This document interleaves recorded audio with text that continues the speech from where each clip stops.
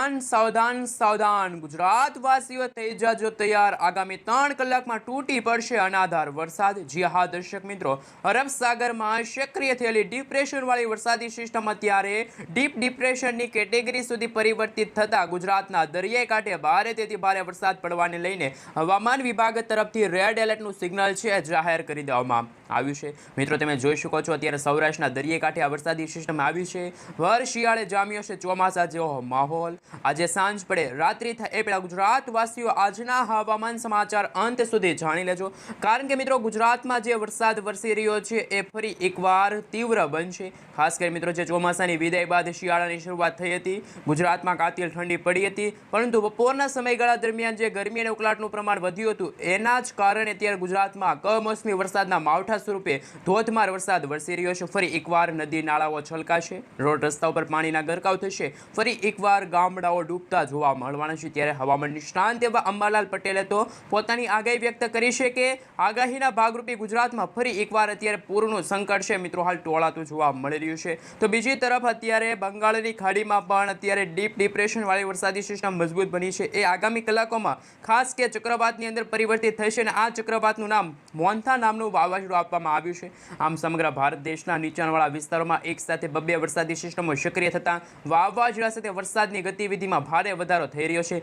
ક્યાંક ગુજરાતમાં હળવા તો ક્યાંક ગુજરાતમાં ભારે વરસાદ પડી રહ્યા છે। હાલ મિત્રો સૌરાષ્ટ્રના દરિયાઈ કાંઠે હવામાન વિભાગ તરફથી 3 નંબરનું સિગ્નલ છે જાહેર કરી દેવામાં આવ્યું છે। મિત્રો આજે અને આવતીકાલે પણ ગુજરાતમાં વરસાદ ફરી એકવાર ભૂક્કા કાઢશે। મિત્રો તમે જોઈ શકો છો એમ એ રીતે વરસાદના નવા રાઉન્ડની શરૂઆત સાથે ગુજરાતમાં ફરી એકવાર આકાશ પાતાળ એક થશે। આંધી તુફાન વંટોળ સાથે મેઘરાજા કોપાયમાન થવાના છે, કારણ કે જે અરબ સાગરના જે આ વિસ્તારની અંદર ડિપ્રેશનવાળી વરસાદી સિસ્ટમ હતી કે જે અત્યારે આ વરસાદી સિસ્ટમ ડીપ ડિપ્રેશનની કેટેગરી સુધી મજબૂત બની ગઈ છે, જેના કારણે સૌરાષ્ટ્રની સાથે દક્ષિણ ગુજરાતના પણ દરિયાઈ કાંઠાના ભાગોમાં ફરી એકવાર મેઘરાજા કોપાયમાન થયા છે, ફરી એકવાર ચોમાસા જેવો માહોલ જામ્યો છે। મિત્રો તમે જોઈ શકો છો દક્ષિણ ગુજરાતના પણ તમામ જિલ્લાની અંદર અત્યારે ભારેથી ભારે વરસાદ જોવા મળી રહ્યો છે। તો ખાસ કે ગુજરાતના દરિયા કાંઠે અત્યારે 80થી લઈને 90 કિલોમીટર પ્રતિ કલાકની ઝડપે તોફાની પવનો ફૂંકાઈ રહ્યા છે। હવામાન વિભાગના જણાવ્યા અનુસાર આગામી 5 દિવસ સુધી માછીમારોને દરિયો ન ખેડવા સાવચેત રહેવા માટે પણ અપીલ છે કરી દેવામાં આવી છે। આપણે જાણીશું જે હવામાન વિભાગ તરફથી આગામી 3 કલાક માટે ગુજરાત રાજ્યનો જે નકશો જાહેર થયો છે, જાણીશું કયા વિસ્તારની અંદર કેવા પ્રકારનું એલર્ટ છે કે જે હવામાન વિભાગે જાહેર કર્યું છે। તો સૌથી પહેલા દક્ષિણ ગુજરાતના ભાગોમાં જેમાં સુરત, તાપી, નવસારી, દમણ, દાદરાનગર હવેલી છે, આ સાથે વલસાડ છે, તાપી છે, એ વિસ્તારની અંદર અત્યારે હવામાન વિભાગ તરફથી ઓરેન્જ એલર્ટની વોર્નિંગ જાહેર કરી છે। આ સાથે સૌરાષ્ટ્રના દરિયાઈ કાંઠે મિત્રો રેડ એલર્ટ અને ઓરેન્જ એલર્ટની વોર્નિંગ હવામાન વિભાગે જાહેર કરી છે, જેમાં ભાવનગરમાં અત્યારે ઓરેન્જ, તો ખાસ કે અમરેલી અને ગીર સોમનાથમાં અત્યારે રેડ એલર્ટની વોર્નિંગ છે કે જે હવામાન વિભાગે જાહેર કરી છે। આ સાથે જૂનાગઢના વિસ્તારની અંદર પણ તમે જોઈ શકો છો ઓરેન્જ એલર્ટની વોર્નિંગ જાહેર કરી દેવામાં આવી છે।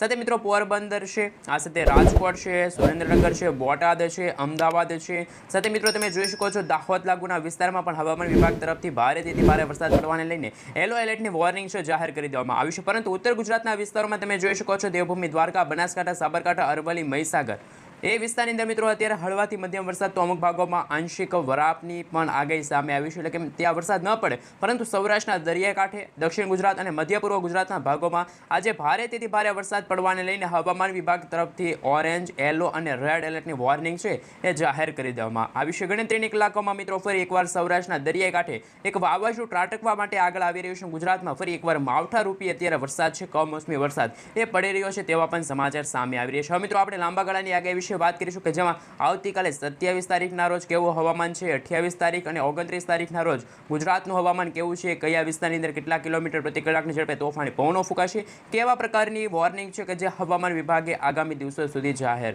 કરી છે। ચાલો મિત્રો એમના વિશે થોડીક વિગતવાર માહિતી મેળવીએ। એ પહેલા તમે આ વિડીયો ક્યાંથી જોઈ રહ્યા છો, તમારા ગામનું નામ, તમારા તાલુકાનું નામ, તમારા જિલ્લાનું નામ ખાસ નીચે કોમેન્ટ બોક્સમાં કોમેન્ટ કરીને જરૂરથી જણાવી આપજો। અને મિત્રો તમે જ્યાંથી આ વિડીયો જોઈ રહ્યા છો એ વિસ્તારની અંદર અત્યારે વરસાદ પડી રહ્યો છે કે નહીં, ખાસ નીચે કોમેન્ટ બોક્સમાં કોમેન્ટ કરીને જરૂરથી જણાવી દેજો। અને આ વિડીયોની અંદર જો ગણતરીની કલાકોમાં 100 લાઈક આવી છે તો તમે જે કોમેન્ટ કરી છે એ વિસ્તારની અંદર આગામી 7 દિવસ દરમિયાન કેવું હવામાન રહેશે, અંબાલાલ પટેલ, પરેશભાઈ ગોસ્વામી અને હવામાન વિભાગ તરફથી કેવા પ્રકારની આગાહી છે એ વ્યક્ત કરવામાં આવી છે, તમામ વિગતો તમને આ ગુજ્જુ એધર યુટ્યુબ ચેનલના માધ્યમથી મળી જાય તો ખાસ વિડીયોને લાઈક કરી ચેનલને સબસ્ક્રાઈબ કરવાનું ના ભૂલતા।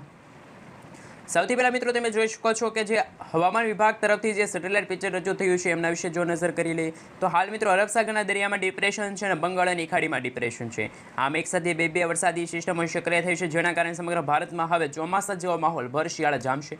હાલ મિત્રો તમે જોઈ શકો છો જે આ મોન્થા નામનું વાવાઝોડું છે એ પોતાનો ટ્રેક પણ અત્યારે જાહેર થઈ ગયો છે. હવામાન વિભાગ તરફથી આ વાવાઝોડાનો ટ્રેક છે જાહેર કરી દેવામાં આવ્યો છે, જેમના કારણે અત્યારે વિશાખાપટ્ટનમ છે, વિજયવાડા લાગુના વિસ્તારની સાથે ભુવનેશ્વરમાં પણ ભારેથી ભારે વરસાદ, તો અમુક ભાગોમાં અત્યારે 100 થી લઈને 150 કિલોમીટર પ્રતિ કલાકની ઝડપે તોફાની પવનો ફૂંકાઈ રહ્યા છે. ફરી એકવાર તોફાન આવી રહ્યું હોય તેવા એધાણો સામે આવી રહ્યા છે.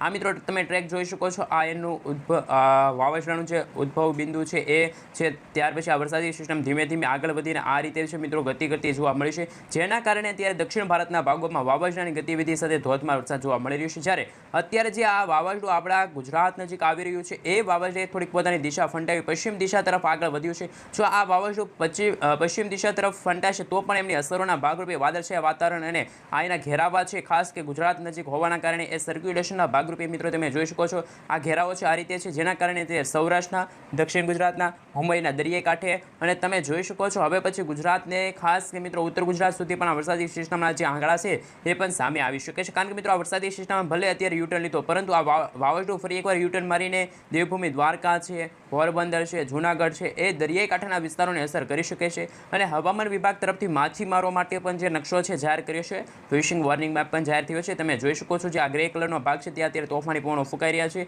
અને વાદળી કલરનો ભાગ છે ત્યાં પણ મિત્રો અત્યારે 50 થી લઈને 60 કિલોમીટર પ્રતિ કલાકની ઝડપે તોફાની પવનો ફૂંકાઈ રહ્યા છે. એટલે કે બંગાળની ખાડીમાં જે આ વરસાદી સિસ્ટમ થઈ છે એ ગુજરાતની નજીક જે નીચેના ભાગમાં જે વરસાદી સિસ્ટમ છે એની કરતાં પણ વધુ છે. જેમ જેમ સમયગાળો પસાર થતો જશે તેમ તેમ મિત્રો તમે જોઈ શકો છો આવતીકાલે 27 તારીખના રોજ બંને વરસાદી સિસ્ટમ એક સાથે સક્રિય થતાં ગુજરાતમાં વાવાઝોડા સાથે વરસાદની ગતિવિધિ અને એક સાથે બે વાવાઝોડાના ખતરા છે ટોળાઈ રહ્યા હોય તેવા પણ બ્રેકિંગ હવામાન સમાચાર છે એ સામે આવી રહ્યા છે. આ સાથે મિત્રો તમે 28 તારીખના રોજ જોઈ શકો છો ગુજરાતવાળી વરસાદી સિસ્ટમ છે થોડીક નાબૂદ થઈ જશે, તેમની અસર જોવા નહીં પડે, પરંતુ બંગાળની ખાડીવાળી વરસાદી સિસ્ટમની ગતિવિધિ હજુ પણ યથાવત જોવા મળી છે, જેના કારણે ફરી એકવાર આકાશ પાતાળ એક થતું હોય તેવા સમાચાર છે. આગામી 5 દિવસ સુધી માછીમારોને દરિયા ન ખેડવા સાવચેત રહેવા માટે અપીલ છે, કારણ કે હવામાન વિભાગ તરફથી આ વરસાદી સિસ્ટમના કારણે ક્યારેક તો 50 કિલોમીટર પ્રતિ કલાકની ઝડપે જોટાના પવનો ફૂંકાઈ રહ્યા છે. તો ખાસ કે બંગાળની ખાડીવાળી વરસાદી સિસ્ટમ સક્રિય થઈ છે, જેના કારણે ત્યાં 85 કિલોમીટર પ્રતિ કલાકની ઝડપે તોફાની પવનો અને જોટાના પવનો પણ ફૂંકાઈ રહ્યા છે.